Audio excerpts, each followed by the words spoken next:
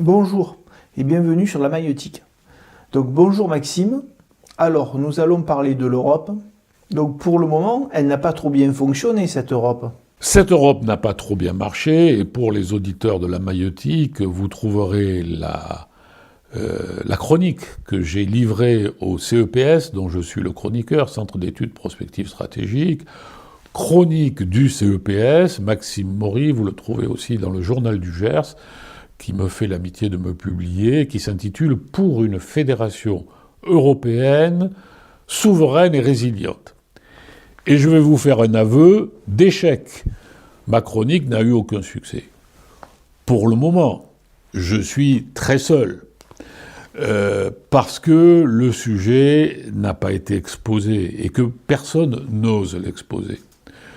Je suis un peu étonné de voir que la tête de liste du président Macron n'a pas osé soulever ce sujet. Nous avons besoin d'une fédération européenne. Alors il y a quelques listes, des petites listes, écologistes, peut-être même socialistes, ou j'ai des amis, moi, qui ont fait une liste des pays réunis et qui veulent une France décentralisée dans une Europe fédérale. Cela peut-être soulève le sujet. Et il y a deux grands Européens. Le chancelier allemand, M. Scholz, qui a proposé, mais il l'a proposé en petit comité. En petit comité. Et puis, Mario Draghi, l'ancien président du gouvernement italien et ancien président de la Banque centrale européenne, a déclaré tout récemment qu'il fallait que l'Union européenne se transforme en instance fédérale. Alors, on peut dire fédération européenne, on peut dire gouvernement européen. Est-ce que c'est clair pour vous ? Oui, c'est d'autant plus clair que vous m'avez expliqué et argumenté pourquoi nous ne pouvons rester sur une construction de l'Europe uniquement fondée sur de la monnaie. Et dans notre chaîne, pour que ce soit bien compris par les auditeurs, nous ne sommes pas dans de la croyance d'idées. Il ne s'agit pas d'être pour ou contre l'Europe juste par croyance. Avant d'en discuter ensemble, j'étais d'ailleurs plutôt contre. On ne va pas se mentir. Mais on ne m'avait pas expliqué les détails. Il y a quand même des principes économiques qui sont implacables. Et si on reste sur une Europe formée uniquement sur sa monnaie, j'ai bien compris maintenant que ça va poser un problème. Donc justement ma question, j'aurais souhaité que pour les auditeurs, vous expliquiez comment on peut réguler les différences économiques au sein de la zone euro. Non, là, il s'agit d'un mécanisme de... Alors, pour employer le langage de Mundell, Mundell parle des facteurs de production. Les facteurs de production, c'est le capital et le travail. Bon, Mundell dit tout simplement, d'abord, des exemples d'union monétaire, il y en a très peu sans gouvernement. Il n'y en a quasiment pas. Par parenthèse, personne ne le sait, mais au XIXe siècle, il y a eu une union latine qui a fini par exploser en Europe, entre la France, l'Italie et d'autres pays. Mundell dit, à partir du moment où la richesse se concentre au cœur de la zone, vous ne pouvez corriger ça que par la mobilité des facteurs de production, le capital et le travail. Or, le travail n'est pas mobile comme aux États-Unis parce que vous avez des obstacles linguistiques et culturels. Alors, il y a des Espagnols qui partent en Allemagne, bon, de plus en plus, ou des Portugais. Mais c'est pas facile. Aux États-Unis, c'est la même langue, c'est le même état d'esprit, l'esprit pionnier. On quitte un État, on part avec un mobil-homme et on s'en va à l'autre bout. En Europe, c'est impossible.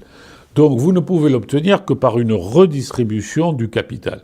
Dans le fond, du temps du président Pompidou, on avait des mécanismes de redistribution au profit de la Corrèze, du Massif central, et on les a toujours, en fait. Il y avait une sorte de péréquation des ressources. Et c'est cette péréquation des ressources qui manque aujourd'hui dans la zone euro. Mais parce que, vous l'avez dit, l'Allemagne n'a jamais voulu d'une union de transfert. Et la France, elle, n'a jamais voulu respecter les règles. Nous allons y venir dans l'émission sur la dette, c'est-à-dire la discipline budgétaire. Donc ça ne peut pas fonctionner très longtemps.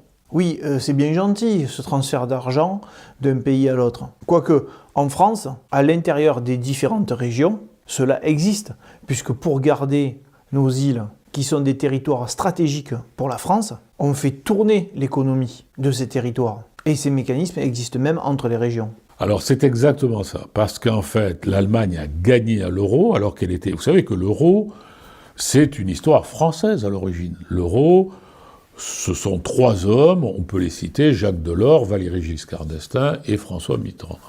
Et celui qui a signé le traité de Maastricht, c'est François Mitterrand, qui a dit aux Allemands et à son ami Helmut Kohl, il le tient par la main, vous savez, dans le camp de concentration d'Auschwitz, il lui dit, Helmut, vous vous réunifiez, c'est bien, mais donnez-nous la garantie que l'Allemagne va rester dans l'Europe. Alors moi, Français, je vous propose de faire une monnaie unique.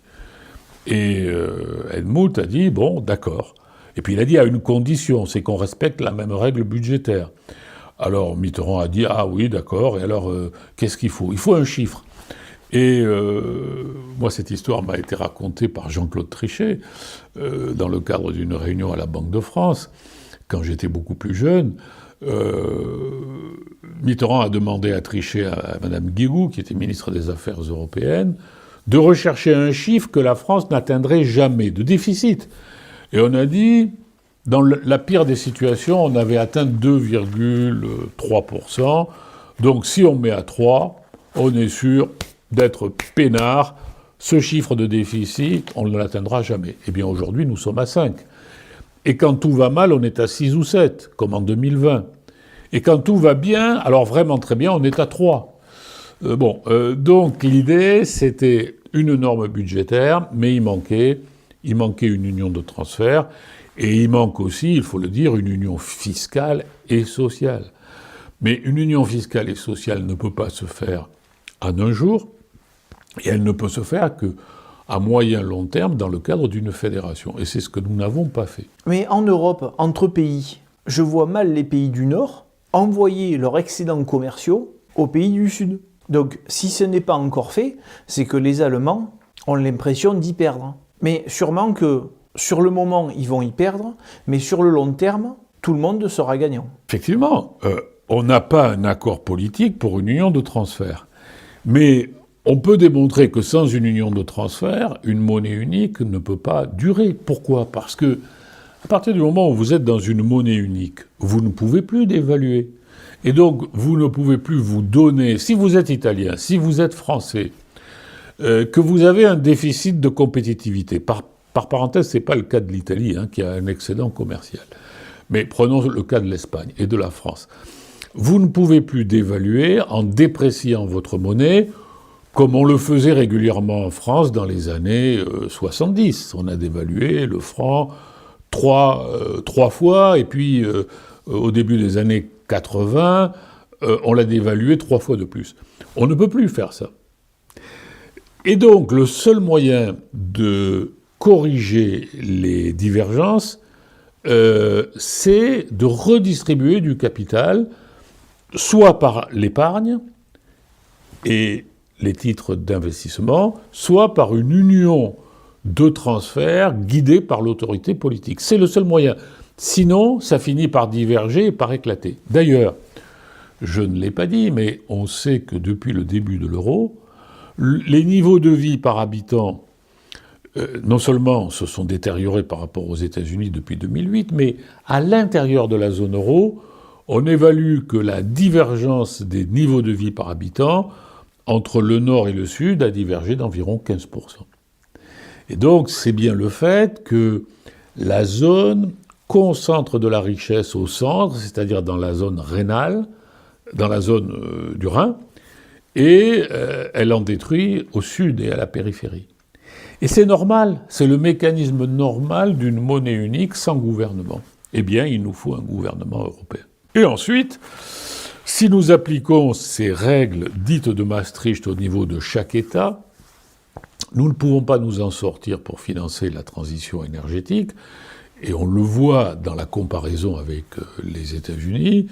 Donc nous avons besoin d'une dette fédérale pour financer les investissements lourds de la transition énergétique. Or, le nouveau pacte de stabilité, qui a été bâclé, alors j'ai un ami qui a beaucoup travaillé sur ce sujet, c'est pas n'importe qui, puisque c'est l'ancien chef économiste de la Banque de France, Pierre Jaillet, il proposait dans la revue d'économie financière que les investissements soient financés par de la dette fédérale et que les critères de Maastricht s'appliquent uniquement aux dépenses courantes.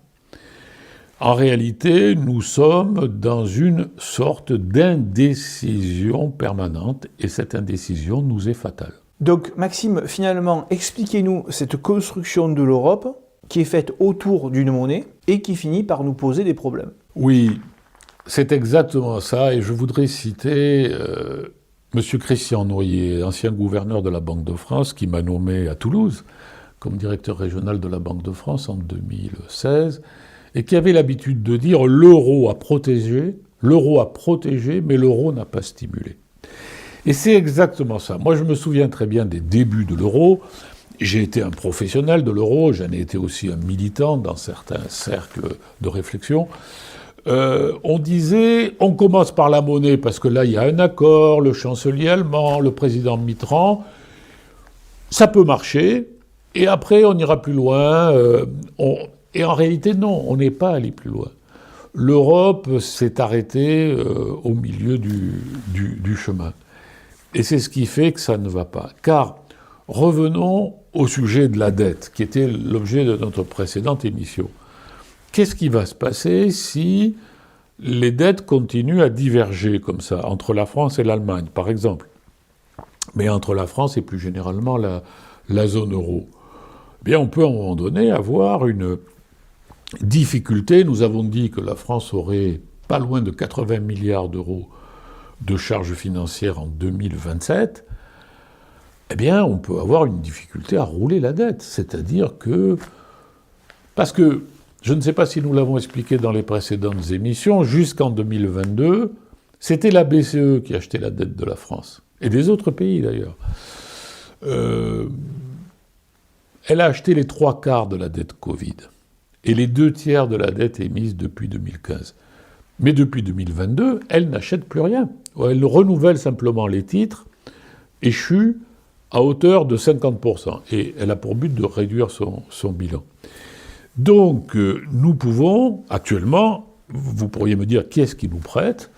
Eh bien, à 57%, ce sont des étrangers, des fonds de pension, des banques, des compagnies d'assurance. Et donc, nous pourrions avoir une difficulté à renouveler la dette. Dans ce cas-là, qu'est-ce qui se passerait? La BCE interviendrait, mais elle serait obligée d'en référer aux instances européennes, et il y aurait à ce moment-là un plan européen sur la France. Donc, plutôt que d'arriver à cette tragédie, je dis tragédie parce qu'un plan européen sur la France, ça serait la retraite à 67 ans tout de suite, ça serait non pas 20 milliards du rabot de M. Le Maire, mais 50 ou 60 milliards, et les Français ne sont pas au courant de cette situation. Donc, je dis, il vaudrait mieux avoir tout de suite une dette européenne pour financer les investissements de transition et être collectivement, nous les Européens, pas seulement les Français, plus à l'aise en faisant comme les États-Unis le font actuellement, et nous avons fait une émission il y a quelques jours là-dessus, en faisant l'équivalent du plan Inflation Reduction Act, qui est un grand plan de relance de l'industrie américaine. Nous serions beaucoup plus à l'aise avec une fédération. Et une fédération, ce serait aussi une armée européenne, un armement européen pour faire face à la menace russe, car, dans le fond, là aussi, nous ne sommes pas à la hauteur. Nous avons livré 1/3 seulement des obus que nous avions promis à l'Ukraine. Et donc, Poutine avance. Et donc, jusqu'où ira-t-il, mais ce n'est pas le sujet de l'émission, mais nous avons besoin d'une armée européenne, d'un armement européen, et nous avons besoin d'un vrai projet d'unification fiscale et sociale à terme. Et alors, j'oserais dire que le fédéralisme, bien compris, redonnerait du pouvoir aux nations. C'est en cela que les nationalistes ne comprennent rien au sujet, parce que le fédéralisme est basé sur le principe de subsidiarité. Subsidiarité, ça veut dire que tout ce que vous ne mettez pas à l'échelon fédéral est de droit à l'échelon national.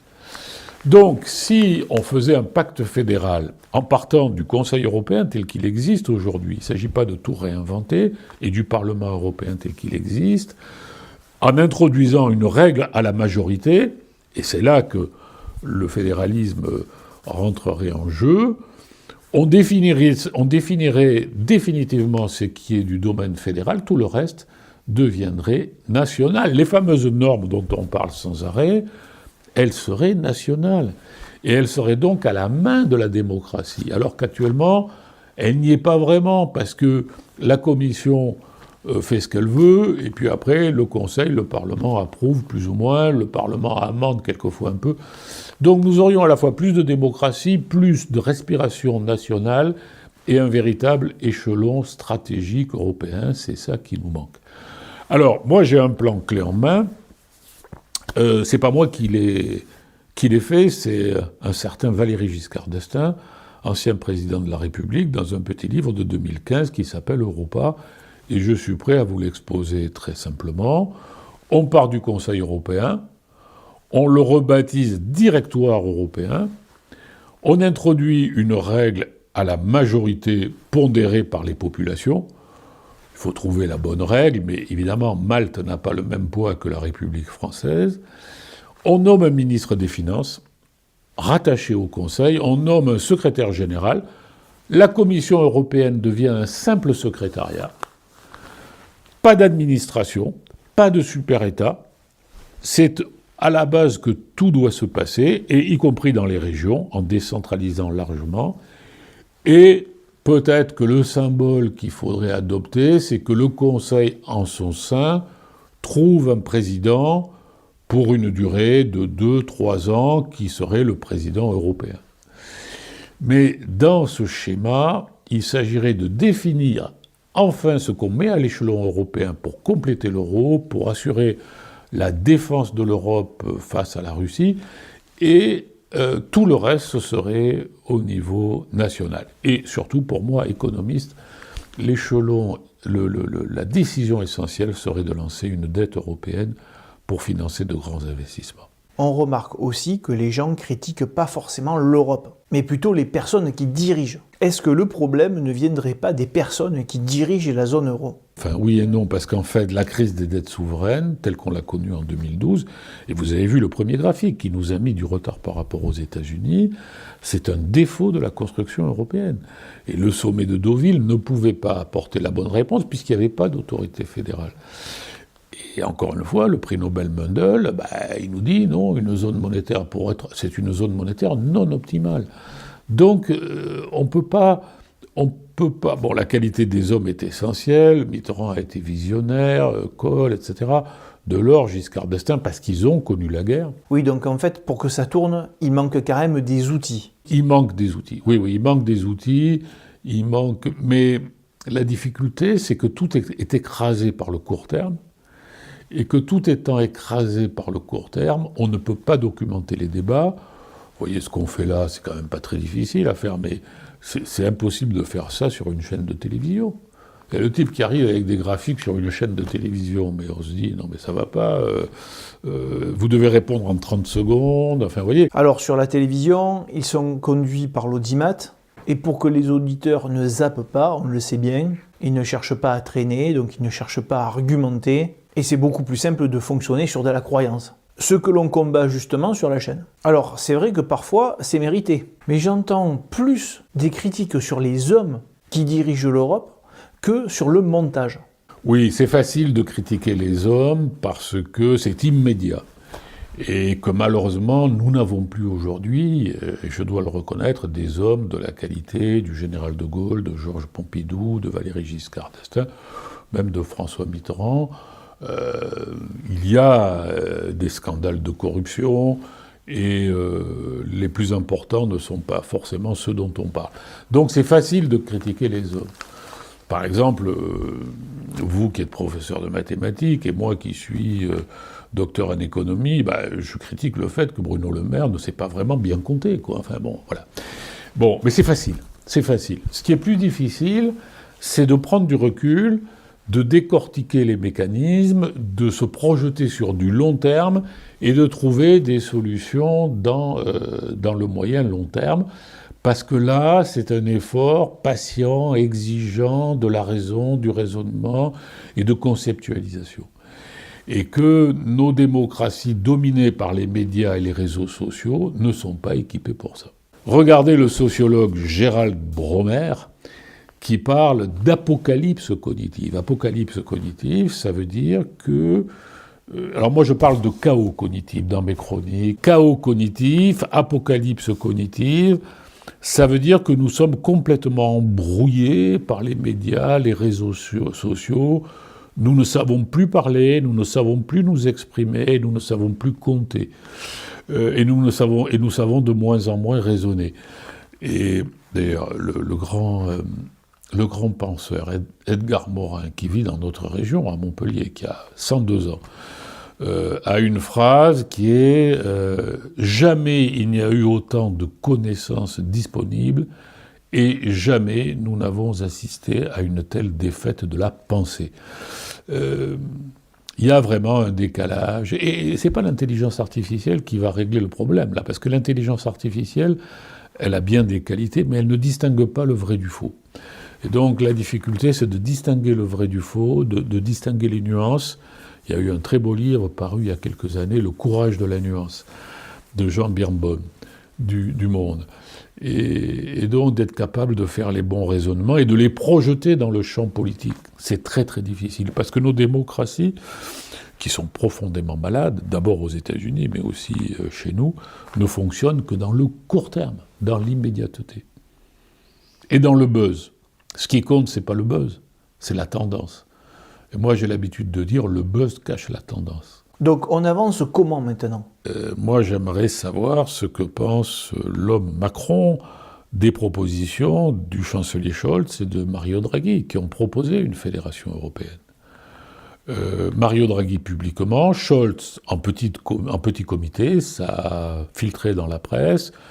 Le président Macron, qui semble avoir des convictions européennes, que je ne mets pas en doute et qu'il a exprimé dès 2017 dans son discours de la Sorbonne, qu'est-ce qu'il pense d'un projet de fédération ? Et je suis très étonné que face à la vague populiste, extrême droite, extrême gauche, qui se rejoignent d'ailleurs très facilement, la tête de liste de Renaissance, Horizon, Modem, etc., ne porte pas pour le moment ce projet que je porte à mon modeste niveau et qui sera porté par des petites listes quand même. Hein. Bon.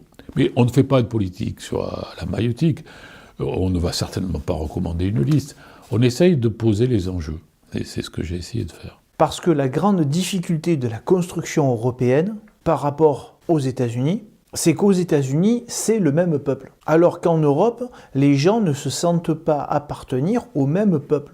Vous remarquerez d'ailleurs que ça revient à parler de ma vidéo sur les pyramides au Bitcoin, où je décris cette histoire de croyance et de construction des peuples. Oui, moi j'ai une formule qui est de dire l'Europe n'est pas une construction du cœur, c'est une construction de la raison.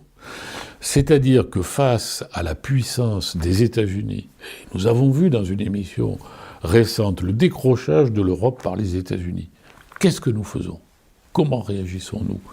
Face aux mastodontes que sont la Chine, l'Inde et la Russie, et avec cette puissance extrêmement menaçante qu'est la Russie, l'Europe est une construction de la raison.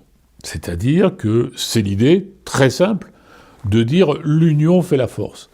Et c'est de dire que j'aurai plus de souveraineté en mettant ma souveraineté en commun avec d'autres. Et le meilleur exemple qu'on puisse donner, c'est la meilleure réussite de l'Europe, qui est l'euro. Hein, aujourd'hui, on voit que 75% des Européens, 72% des Français, 80% des Allemands, alors qu'au départ, on n'avait pas ces chiffres-là, sont très attachés à l'euro. Parce qu'ils ont compris que sans l'euro, nous serions littéralement en faillite. Donc c'est une construction de la raison. C'est l'idée, l'union fait la force. Il y a des domaines où nous devons rester nationaux, et il y a des domaines où nous devons mettre nos forces en commun. Et puis l'Europe, c'est quand même si les peuples sont très différents, des valeurs de démocratie, des valeurs de liberté, j'ose dire personnellement des valeurs chrétiennes, et Donc il y a beaucoup et des valeurs linguistiques, de langue, donc il y a un patrimoine commun qui est très important. Mais c'est surtout une construction de la raison. Moi je ne suis pas européen de cœur, je suis européen de raison. Bien, merci Maxime, merci à vous et au revoir.